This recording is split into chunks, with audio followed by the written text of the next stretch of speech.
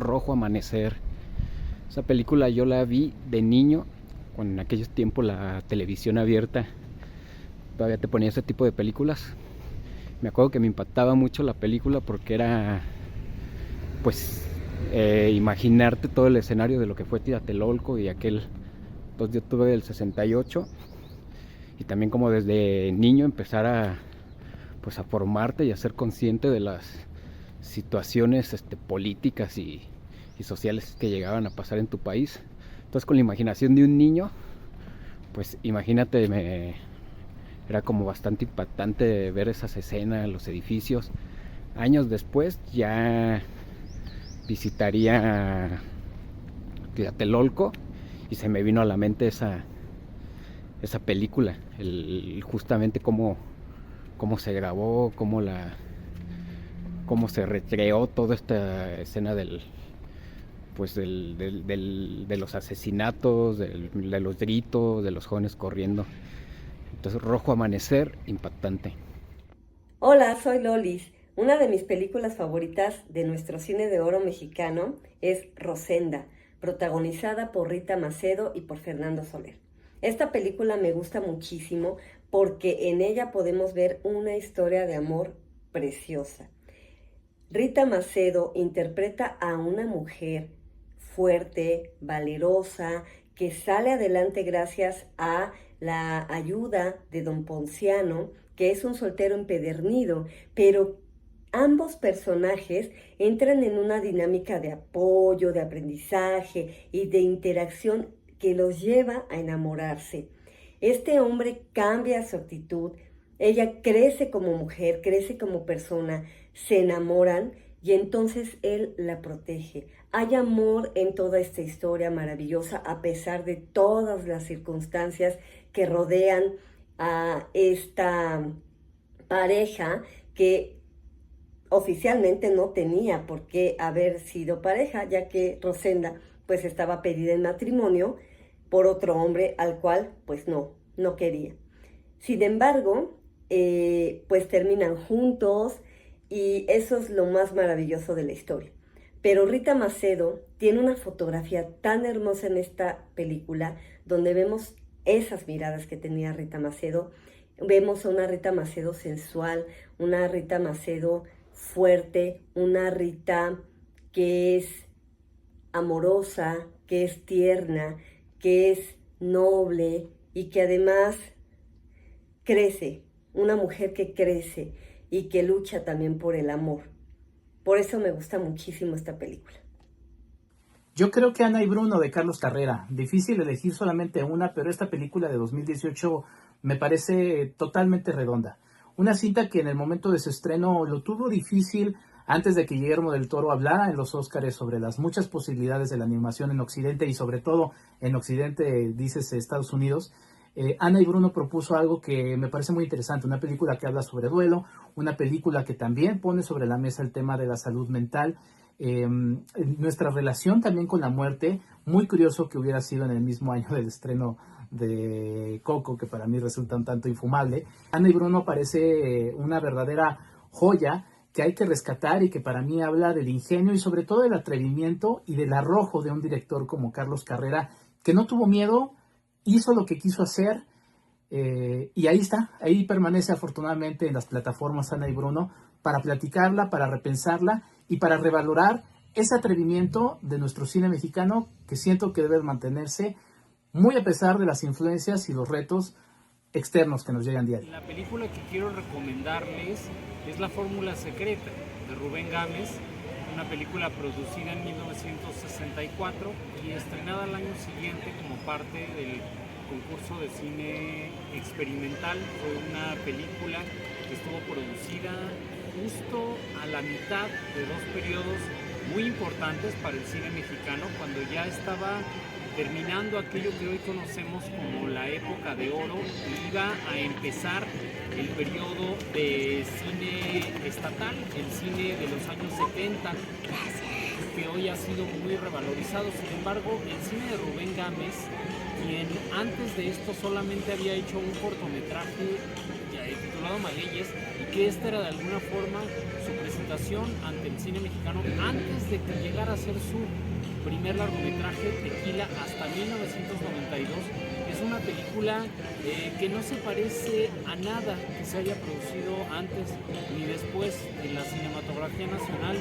Un intento por escarbar en las raíces del imaginario nacional, no nada más con la cara vista hacia el pasado, sino en el presente, en el cual la modernidad ya no era esa promesa que levantaba todas las instituciones de medio siglo para México, sino que la modernidad ya se cernía como una especie de amenaza representada por marcas transnacionales, por la amenaza del militarismo, por lo que México representaba en un momento de cambio en el cual se estaba transformando todo dentro de sí, dentro de lo que todo se cuestionaba dentro de la identidad nacional.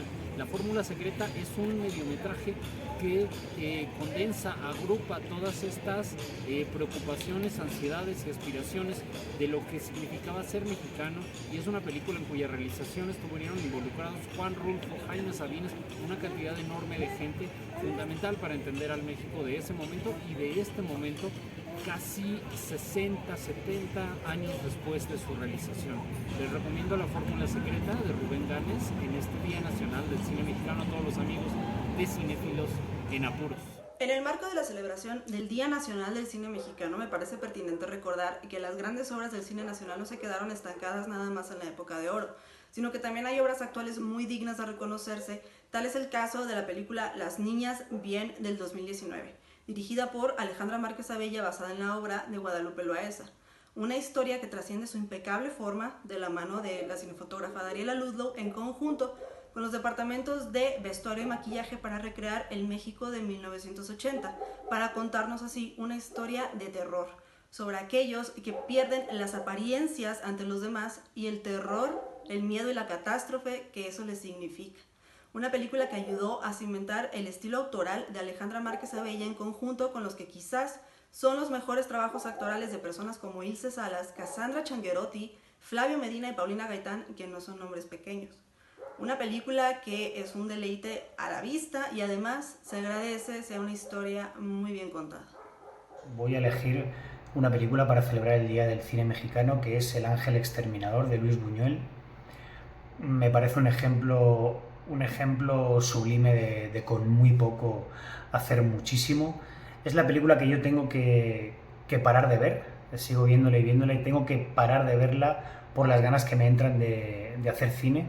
Entonces creo que de alguna manera decantó al espectador del cineasta que había en mí. Es una película que no cae en el psicologismo barato de los personajes para explicarte quién son y justificarlos. No cae en la condescendencia con el espectador de darle una palmadita en la espalda al final y decirle deja que te lo explico todo para que te sientas inteligente y empático. Es una película que de alguna manera pone en su justa medida lo que es el cine, que es repetición, ritual y fragmentación de hechos de la vida para intentar entrar en ella de otra manera como no lo hacemos fuera de la pantalla. Así que larga vida al Ángel Exterminador, larga vida al cine mexicano. Una película que a mí me gusta mucho. Esta es Mis Reyes contra Godines del 2019. Pues es una película que habla de dos realidades y que pues una de ellas es la que en mi caso más he vivido, ¿no? La clase media baja. Me encanta esa película porque nos habla del contexto que viven, o dos mundos que viven distintas clases sociales y que al final se reúnen por un mismo fin, ¿no? Por aras del destino se reúnen y luchan por un objetivo que es el mismo, pero que están en equipos diferentes, ¿no? Y que al final convergen sus talentos y bueno, se da una trama de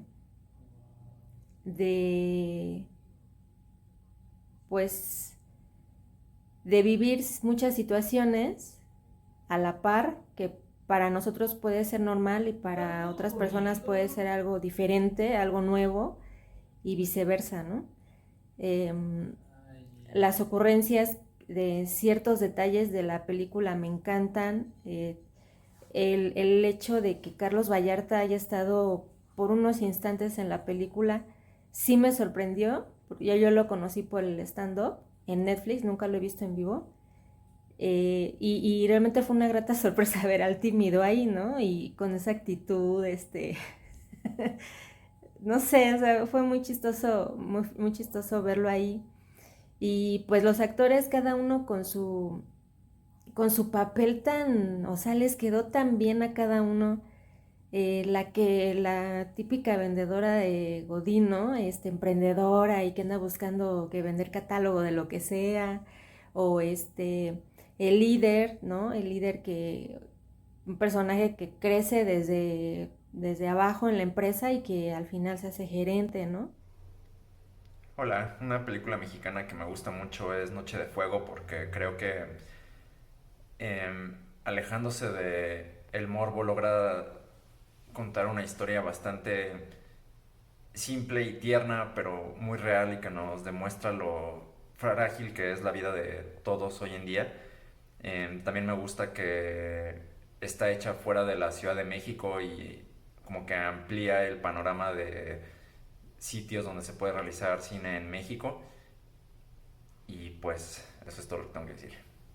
Bueno, pues mi película favorita, aunque suene como cliché, mexicana, creo que debe ser Cronos, de Guillermo del Toro. Eh, Creo que la gente que me conoce sabe que soy muy fan de Guillermo del Toro y siento que el cine de él es fabuloso. Y Cronos siempre va a ser para mí como un parteaguas del cine mexicano eh, moderno, por llamarlo así.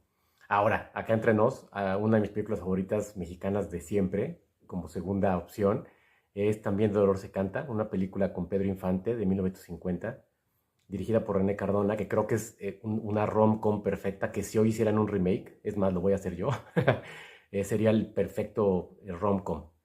Entonces creo que esas dos son mis favoritas. Digo, tengo más, pero para evitar ser muy extenso, podría mencionar Los insólitos peces gato, que es fabulosa, o podría mencionar Solo con tu pareja, pero bueno, nos vemos. Pues me gustaría hablar un poco de una de mis películas favoritas del cine, que se trata de Distinto Amanecer, una película de Julio Bracho protagonizada por Andrea Palma y Pedro Armendáriz. Pues nos cuenta una historia que transcurre en tan solo una noche en la Ciudad de México. Podemos ver la vida nocturna a través de sus cabarets, callejones, varios sitios emblemáticos de la ciudad como puede ser el Palacio de Correos, la vieja estación de trenes, pero sobre todo podemos ver una vida nocturna con sus cabarets, como ya lo decía, música de danzón, música de Agustín Lara también, que es propiamente la que le podría dar, por así decirlo, el nombre a la película, de su canción Cada noche un amor, distinto amanecer, distinta visión. Pues me gusta mucho la fotografía también de Gabriel Figueroa, la historia entre estos dos personajes que, pues a pesar de querer estar juntos, las circunstancias no se los permiten, y pues es una historia apabullante de principio a fin, a pesar de que solo transcurre en una noche. Es impactante la historia, es una de las películas que más retrata nuestra ciudad, los bajos fondos, los callejones, lo que podemos encontrar en la vida nocturna de la ciudad. Creo que fue un parteaguas en cuanto a la forma de contar las historias en el cine nacional. Es por eso que es una de mis películas favoritas y que yo se las recomiendo ampliamente. Muchas gracias.